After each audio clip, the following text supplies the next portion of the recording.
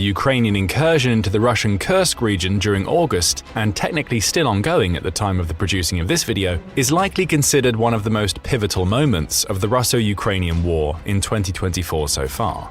The development has the potential to turn the tide of the war to Ukraine's advantage. When the invasion began on August 6th, many considered that it would be a temporary assault on enemy territory. After all, Kursk wasn't near the hot zone that is the Ukrainian Eastern Front, primarily the Donetsk region.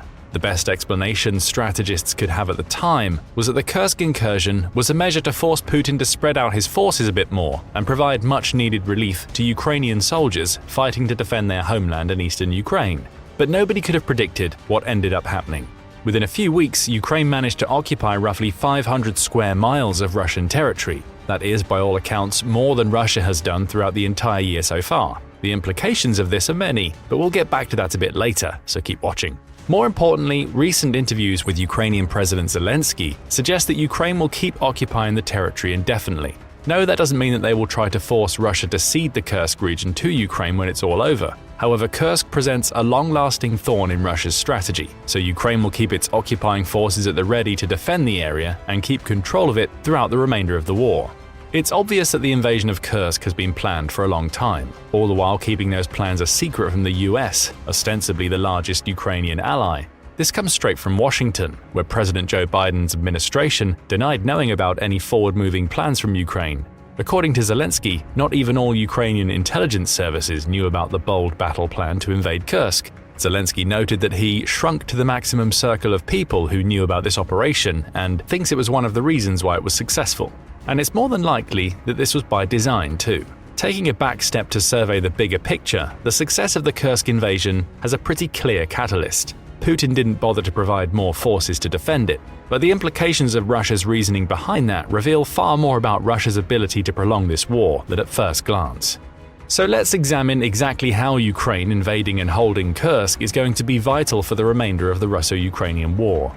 We'll start with the Kursk invasion itself and what it meant for the progress of the war at the time. By late July 2024, Russia had spent a significant amount of resources trying to pile-drive its way further into eastern Ukraine. However, Putin made a significant error in judgment.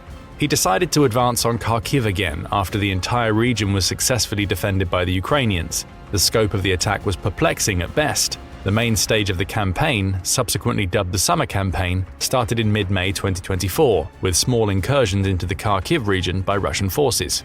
But that wasn't the weird part in and of itself. It was the tactics that Russia decided to implement that threw away any advantage it might have had. You see, for the past 30 months of the conflict, there was one advantage that Russia had and could rely on to drive forward: resource advantage. This came in many forms. Russia at that point was one of the most well-prepared national militaries in the world, easily ranking in the top 3 by sheer number of vehicles and airplanes it could field at any time. Sure, it quickly became clear that the main Russian tanks, T-72s, T-80s and T-90s, were no match for the advanced tanks like the M1 Abrams that the US could field. After all 3 T-tanks suffered from a similar yet major design flaw that allowed Ukraine to drag the war into trench, mine and drone warfare. The aforementioned tanks all use an automatic reloading system that houses spare ammunition below the turret. However, the ammunition housing is perilously undefended by battle armor. Since Ukraine also fielded some T-72s, as they are a Soviet design and were inherited after the collapse of the Union, the Ukrainian army quickly realized that a mine or a bomb could puncture through the housing and possibly detonate the armor. Despite this, Russia still had a significant field advantage with their tanks. Ukraine hasn't received nearly as many advanced tanks from the US and Europe as it hoped. Both sides of the war had to rely on Soviet-era machinery to take them through it, and Russia was the only side that could actually manufacture new parts. Russia's manufacturing and industry were advanced enough that Putin proclaimed that the military complex was prepared to deliver 1,500 tanks in 2023. Even if most of those tanks turned out to be refurbished Soviet-era models, Ukraine still had plenty to worry about if the Russian army decided to put all those tanks to use. But Russia didn't. The summer invasion turned out to be a mess of poor strategic decisions. Rather than pressing on with its tank advantage, Russia used mainly infantry-based tactics to try to invade Kharkiv. According to field reports from Ukrainian soldiers after the summer invasion settled, some strategies went so far as to get soldiers on motorcycles so they could dodge Ukrainian fire and reach the trenches. The main armored vehicles were more akin to turtle tanks, slow but heavily fortified vehicles that only had the goal of soaking up fire for the surrounding infantry. It quickly became clear that the northern front was set up as a diversion for the main effort in eastern Ukraine. To end that, Russia eschewed trying to mount a more technologically or mechanically superior offensive on Kharkiv. The goal was to pull as many Ukrainian defenders from the eastern front to the north so Donetsk could fall while it was undefended. On paper, this idea had merit, mainly due to another resource advantage Russia possessed: manpower. By the end of 2023, the Russian military was estimated to have around 1.3 million troops at its disposal, with the total military personnel surpassing 3 million people. This was largely due to Russia's aggressive conscription efforts, pulling in roughly 35,000 new soldiers every month, and the country's vast pools of mercenary companies. It didn't hurt that Russia has roughly twice the population of Ukraine, and therefore has the potential to pull from roughly twice as many people to make up its military. However, Russian troops seemed to be outmatched on the northern front, and there was one significant clue as to why: Russia was churning through experienced personnel.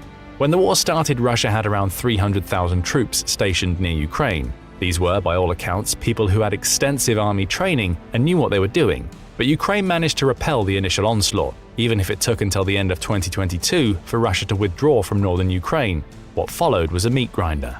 By early 2024, Russian casualties were estimated to be anywhere from 450,000 to 500,000 people, counting both deaths and severe injuries.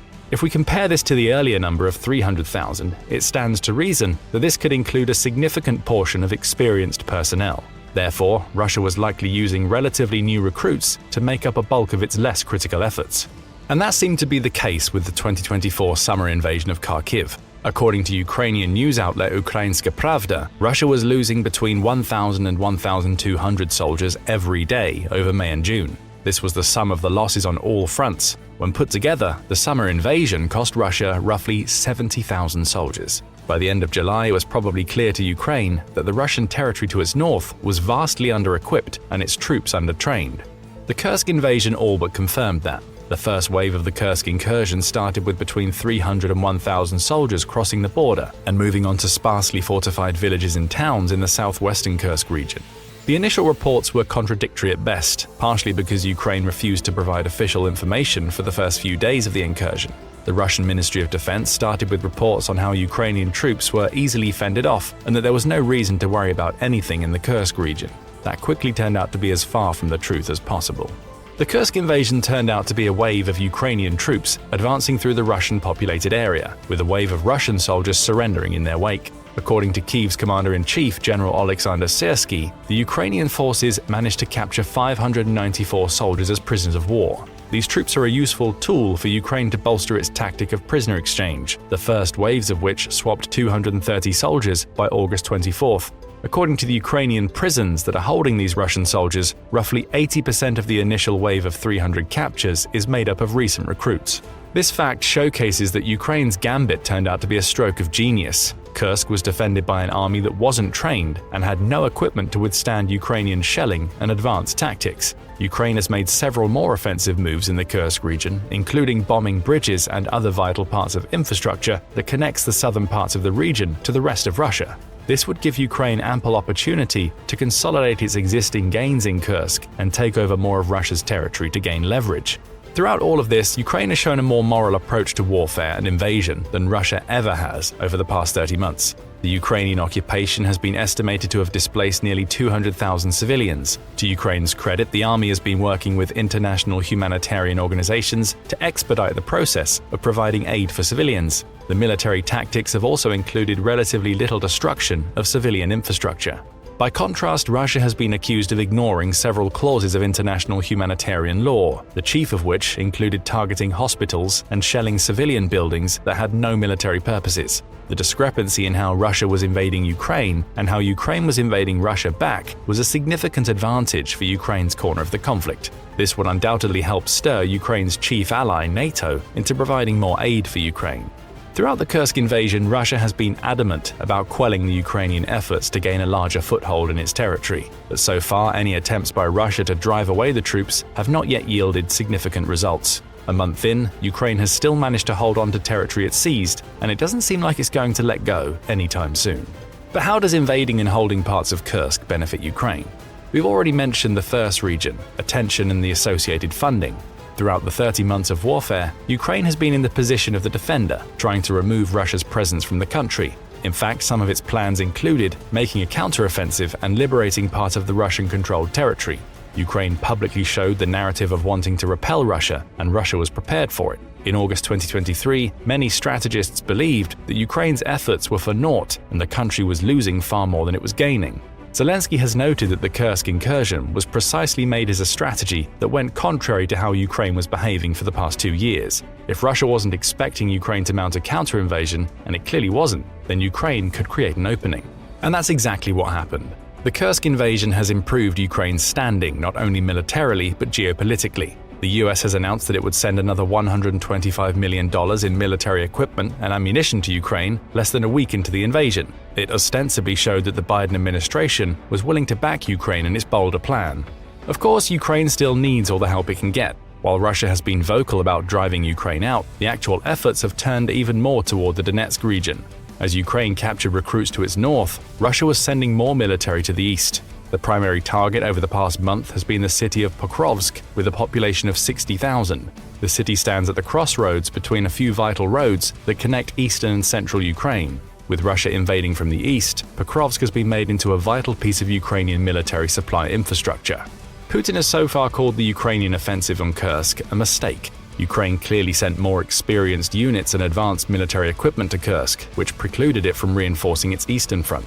Russia has seemingly capitalized on that, pushing to just 5 miles away from Pokrovsk. So far, Russia hasn't sent an overwhelming force to liberate Kursk in an attempt to maintain the pressure on the eastern front. Both sides are effectively playing chicken, as shuffling troops between the two fronts makes one liable to fall and create a decisive result.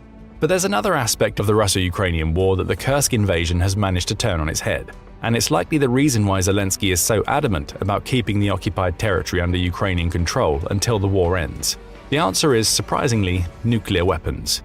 Throughout the Russian invasion of Ukraine, Russia has managed to stifle many attempts by NATO to supply Ukraine with advanced military equipment or overwhelming aid.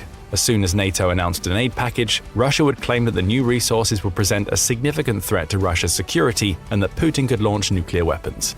This is part of Russia's 2020 military doctrine that outlines nuclear weapons as the preclusion of the escalation of military actions and their cessation on conditions acceptable to the Russian Federation and/or its allies. The sentence is a fancy way of saying that Russia has decided that it alone is responsible for determining when it decided something is dangerous enough for Russia to make a nuclear response a viable option. It was part of the reason why the US Congress has paused sending aid to Ukraine for 15 months. The saber-rattling tactic was working. Ukraine couldn't get the anti-air missiles, F-16s, Abrams tanks, and a host of other military equipment, or at least not in the numbers Zelensky hoped would be enough to make a difference. And one of the biggest red lines that Russia has drawn was Ukraine pushing onto Russian territory. Before July 2024, that's how it was, but all that went out the window the moment Ukraine managed to not only invade Russia, but occupy 500 square miles of it and keep it under control for over a month at the time of the making of this video. By Russia's own military doctrine and nuclear threats, this should have been enough to cause significant fallout, perhaps literally. But the threats of nuclear warfare remain just threats, and NATO can now see that. That's exactly why Ukraine is adamant about holding onto the territory it seized. It shows that Russia's threats are empty and that it would eventually have to mount a significant offensive to push the Ukrainian troops back across the border. Even better for Ukraine, one of the later responses by Russia was to make trenches around key parts of the region, including separating major roads or power plants. While this is a solid effort by Russia to minimize its losses in the region, it also gives more options to Ukraine. Considering the overall failure of the Russian military strategy to account for Ukraine pushing into Kursk, the new trenches could be used against Russia. If Ukraine manages to maintain momentum and capture areas surrounding the trenches, it can use them as fortifications against future Russian responses. In effect, Russia could end up spending more time, money and manpower to make Kursk more defensible, but against Russia itself. Recently though, Ukraine has revealed that there are a few more reasons why it wants to cling to Kursk. According to Siersky, Ukraine believed that Kursk was being set up as a launch pad for another invasion into Ukrainian territory later in the year. The decisive incursion has managed to both stifle that effort and force Russia to ease the pressure in other regions. Siersky has mentioned that Russia hasn't managed to make any progress towards Pokrovsk in the first week of September. This has showcased that Ukraine's strategy of occupying Kursk has worked past the short-term Russian response in August. Even more importantly, Ukraine's invading Russia has presented a significant morale shift in Russia's people. Before August, Russia was sternly on the offensive. This meant that Russian citizens, particularly those from Moscow and other heavily urban areas, weren't nearly as affected by the wartime atmosphere. In fact, Russia's conscription efforts overwhelmingly targeted poorer regions, typically populated by minorities. In some reports, there was an estimate that a conscript from Siberia was more than 50 times more likely to die than a Muscovite, purely because there weren't that many Muscovites in the more recent waves of conscription. Ukraine being able to hold Kursk will possibly show Russian citizens that they do have something to fear after all, and that the war could reach their doorstep. This isn't an empty threat either. On August 21st, Ukraine mounted a drone attack directly on the Russian capital. The 11 deployed drones were shot down by Russian anti-air defenses before they could reach their targets, which remain unidentified. However, this sets up a dangerous precedent for Russia. Russia will be under increasing pressure over the coming months to determine how long it can keep the war going and whether its efforts are worth it after all. But what do you think? Will Ukraine be able to hold Kursk? Will Russia agree to hold peace negotiations in November? Leave your comments, and thank you for watching. Now go and check out Analyzing the Ukrainian Invasion into Russia Day by Day, or click this other video instead.